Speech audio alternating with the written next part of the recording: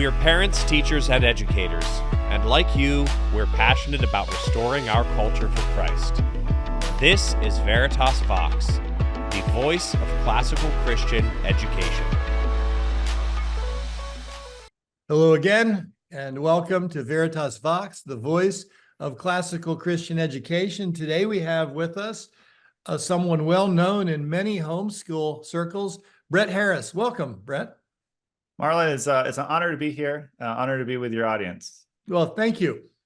For those of you that don't know Brett, he and his brother have written some books, wrote them at a very young age to a very young audience and their parents.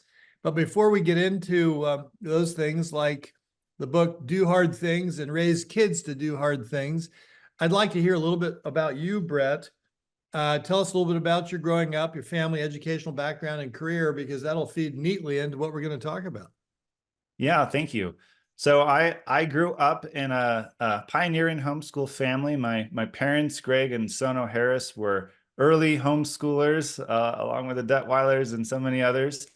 And my dad was really a big part of making the apologetic for home education as a good option for families and Christian families. Wow, good for him. Grew up homeschooled from K through 12. Went on to college at Patrick Henry College with my twin brother Alex. But before we did that, we wrote a book called Do Hard Things: A Teenage Rebellion Against Low Expectations, challenging young people that God can use them as a teenager, that they can do so much more than society expects, that historical standards for young people and what they can accomplish have dropped precipitously. And we need to go back to history and to scripture to see what God really expects of young people and what they're capable of. Well, so that really launched us. While you're mentioning that, I just wanted to say, we have found it helpful to look at both historic standards and international standards as we compare what happens in the United States with what happens in many other countries too. And so that's a really good thing. So you were homeschooled. Your parents were at some level pioneering in homeschooling. I know you're in northern New Mexico today. Is that where you grew up or near where you grew up? No, I grew up in the Pacific Northwest, out in the country in Oregon. And my family had 9 acres out there, surrounded by hundreds of 4 acres of forest owned by other people that we were free to explore. So I had a very idyllic childhood, homeschooled, delight-directed study, which was my parents' philosophy of education. And then a lot of time outdoors, catching bullfrogs and salamanders in the pond and all that stuff. That's great. I remember my wife one time with sons doing similar things, finding a snake in one of his pockets when putting the pants in the laundry. It was not a comfortable scene.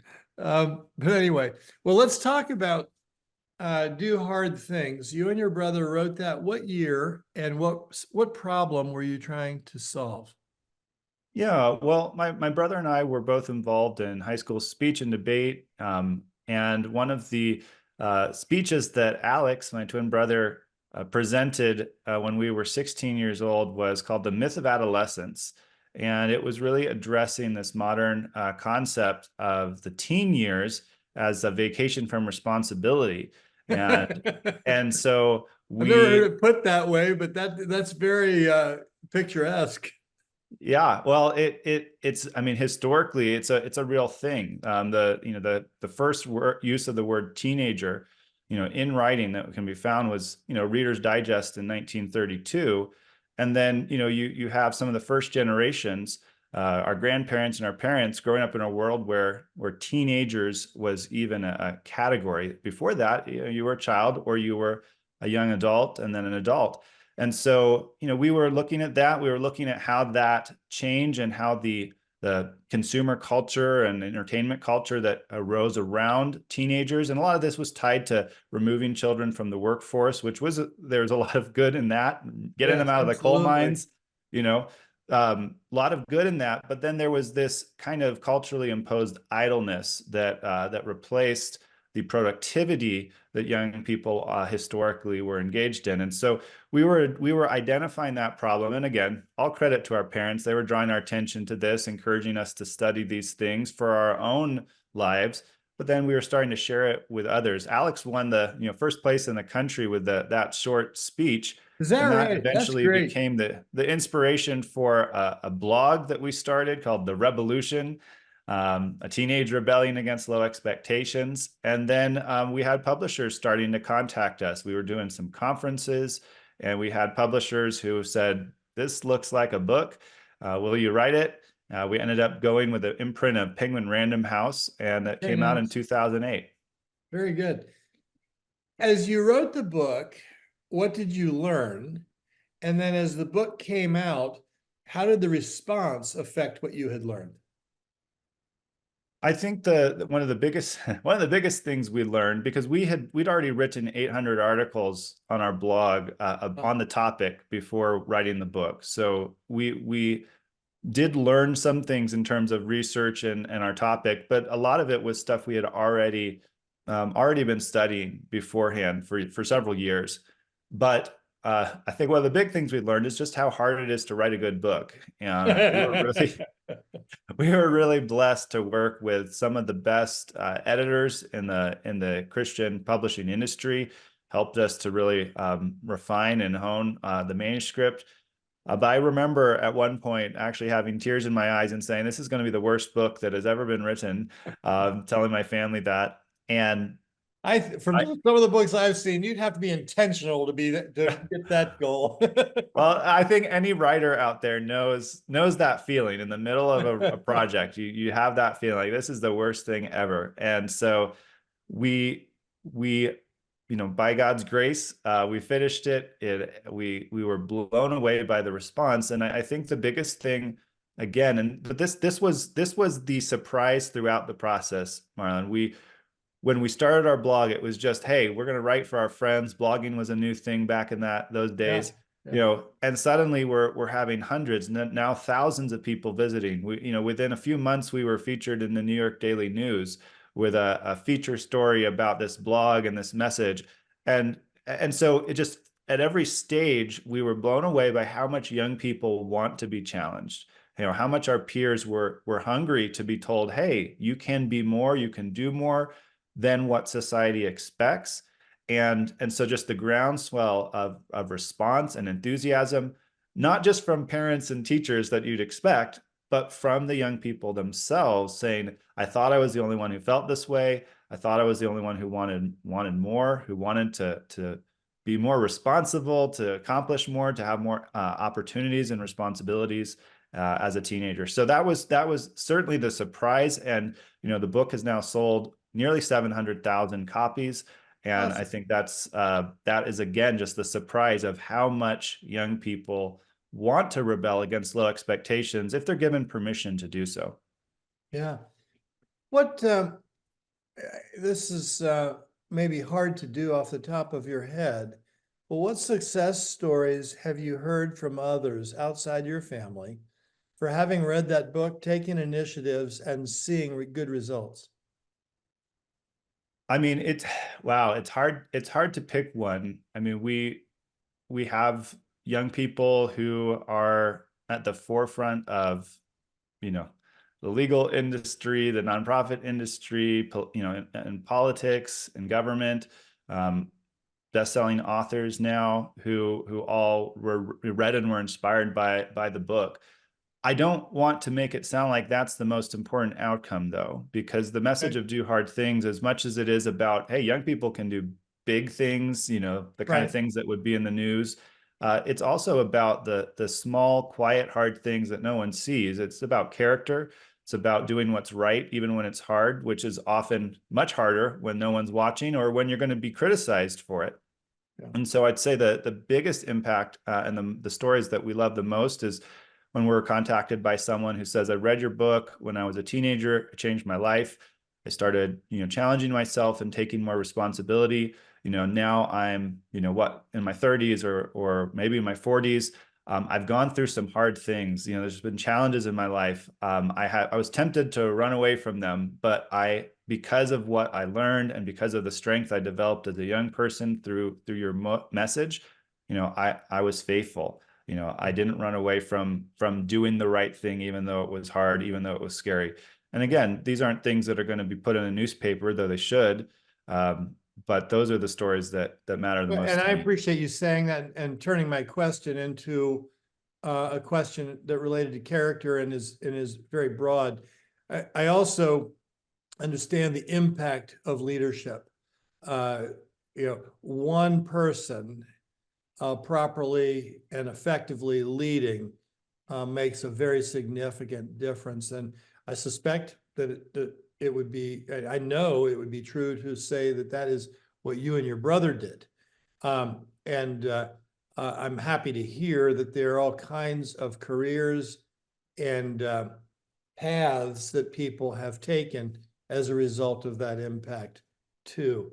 But I couldn't agree more that what it is ultimately and best about is we like to call it character development, but that sounds so, to me, that sounds so removed from the truth of what we know in who God is and how he providentially superintends his creation and our connection to it as, well, vice regents of his creation and the way that we manage that. Maybe you have some stories that would help understand that impact too, because stories really help us appreciate the impact of written words. Are there any others that are worth commenting on, or even some specifics there? Yeah, I mean, honestly, because a lot of times when I receive these stories, it's private, privately. I understand that. I think I'm asking carefully. I think probably the best illustration of the different ways in which the message can impact a life would be to contrast Alex and my paths since we published the book. And I think that's a story that I could tell with the most detail.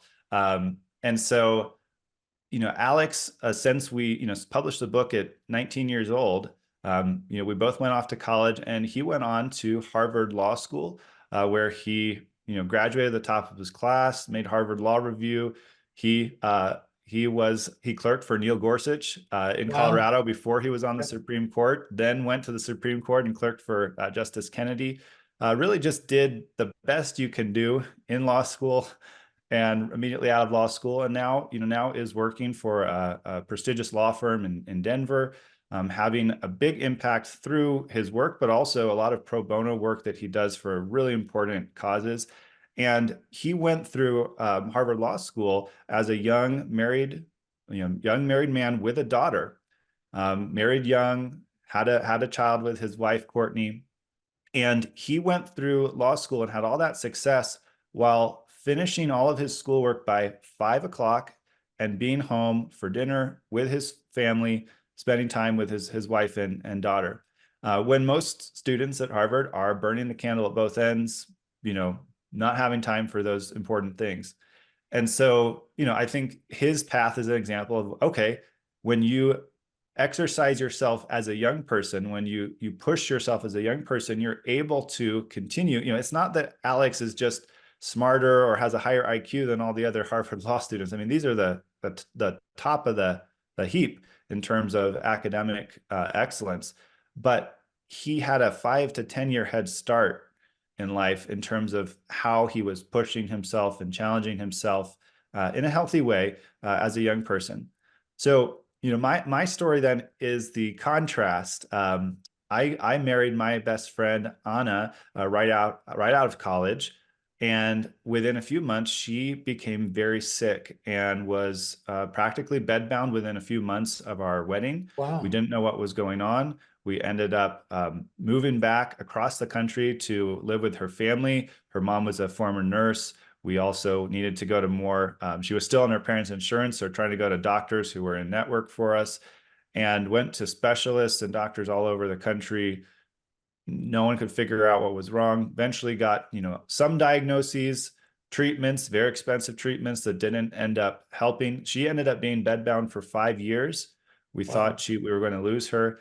And in my life, I took on the role of caregiver and was a full-time caregiver for my wife for these 5 years. And all of the, the big hard things, like I mentioned earlier, the writing of books and the traveling and speaking and doing all this, that had to be set to the side as I embraced, a very quiet faithfulness in my primary obligation before the Lord to my wife.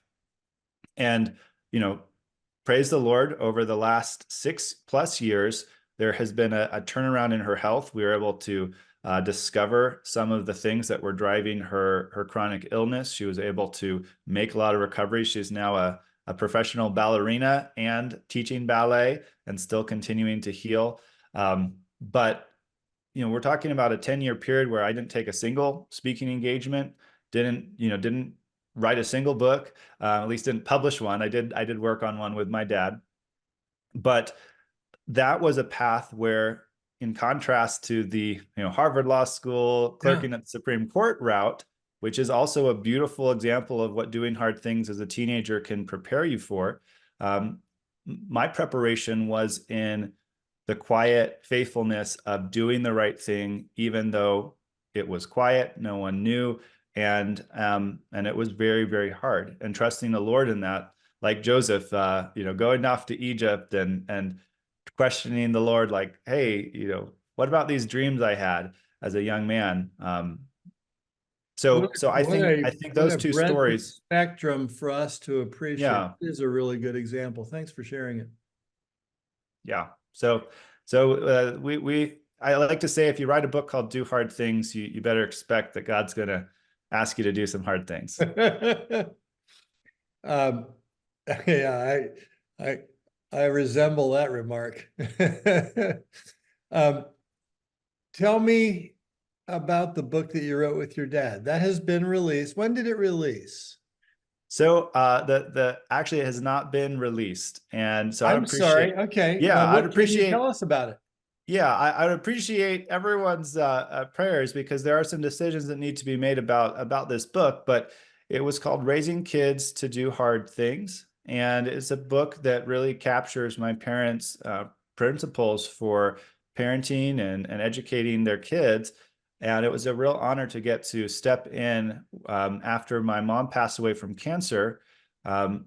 She and my dad were writing that together, and I was able to step in as a son and say, I want to help pull this over the finish line. And we did finish the book. That was delayed by Anna getting sick, and then it was further delayed when some things happened in our family, and we wanted to be sensitive to not putting out a book about parenting when we had some things going on with some members of our family.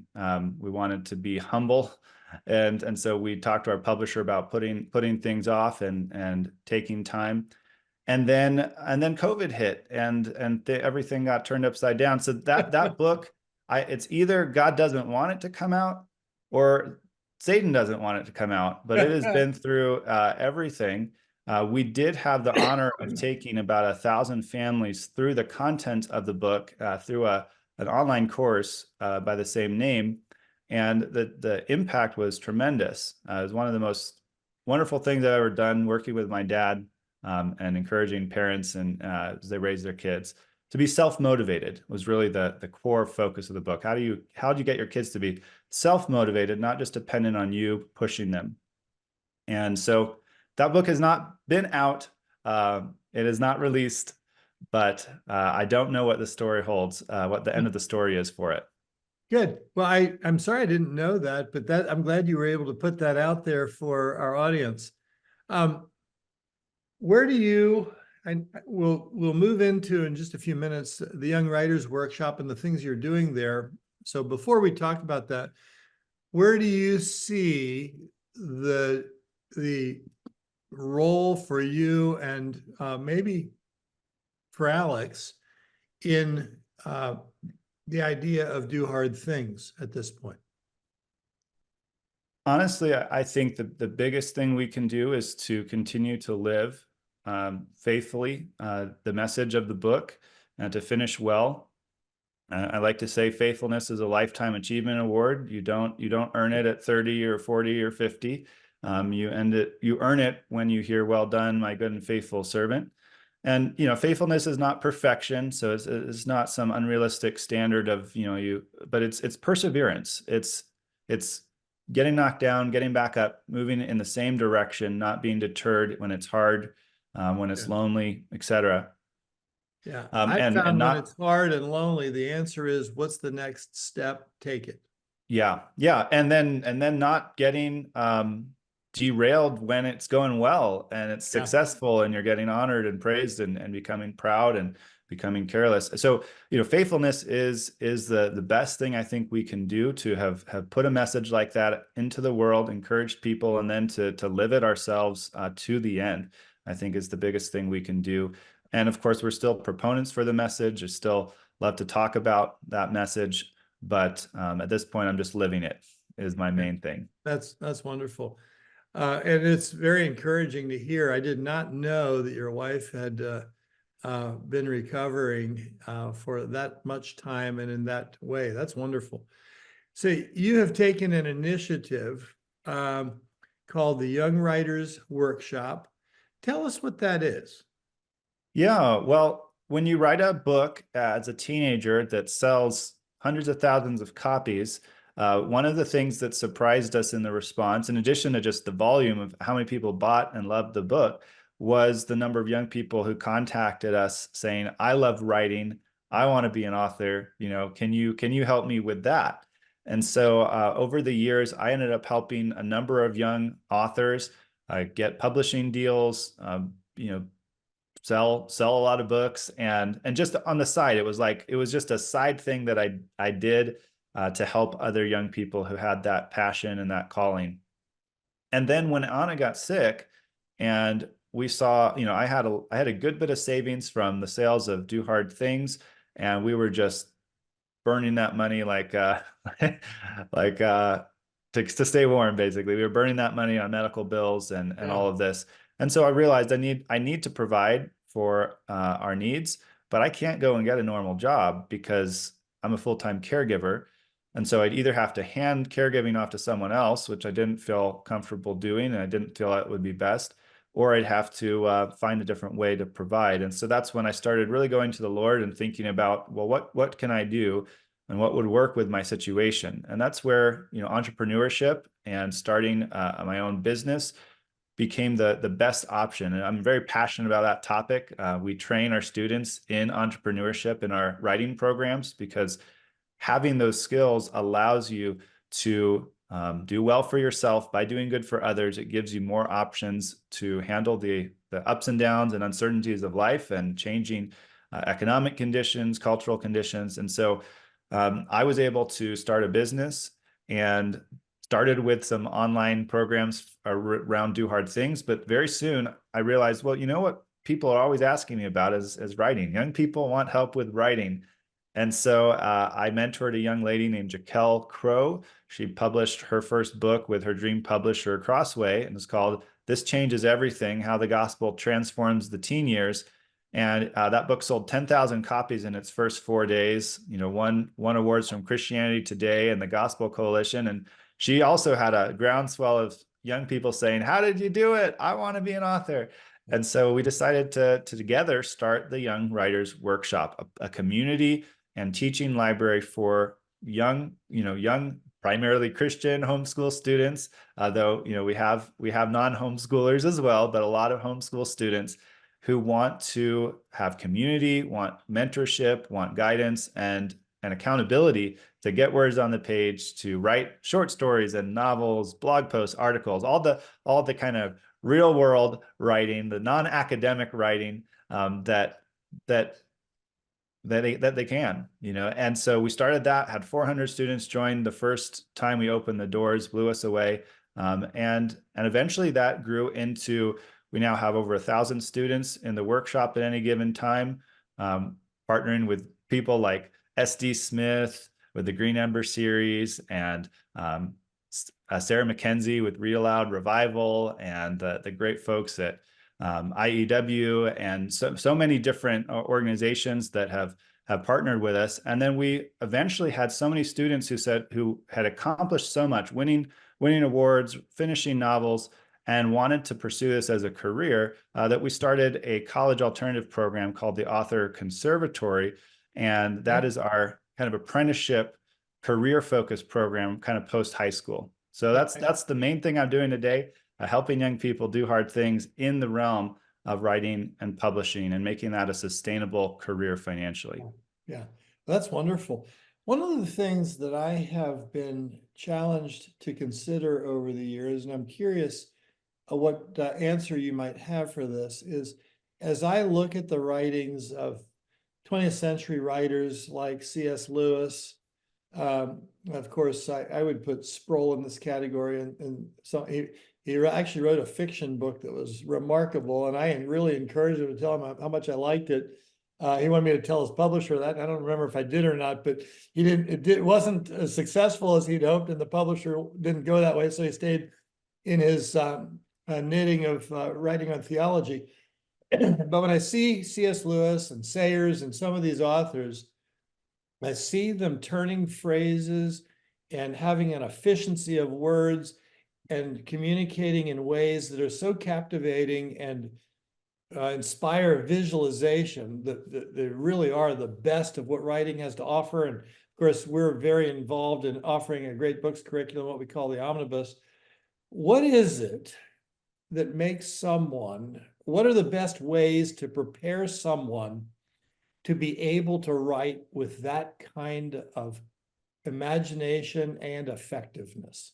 Well, I do think a strong foundation in composition, like what you guys provide, is critical. But if I had to pick one thing, and one thing alone, I would say it's reading aloud as a family. And if not reading aloud as a family, listening to audiobooks.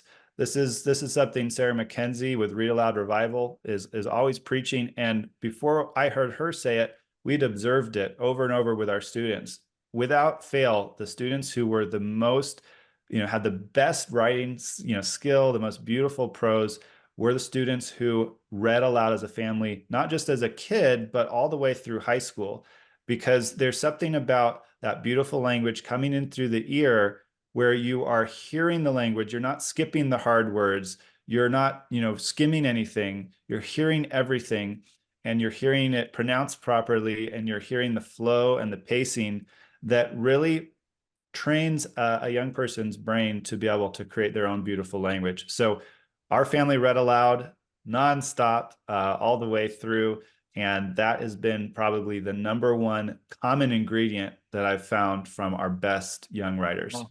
I am so glad I asked you that question, because that resonates, and it provides a very practical tool for accomplishing something that seems so abstract and hard to get a hold of. That is really helpful. Thank you.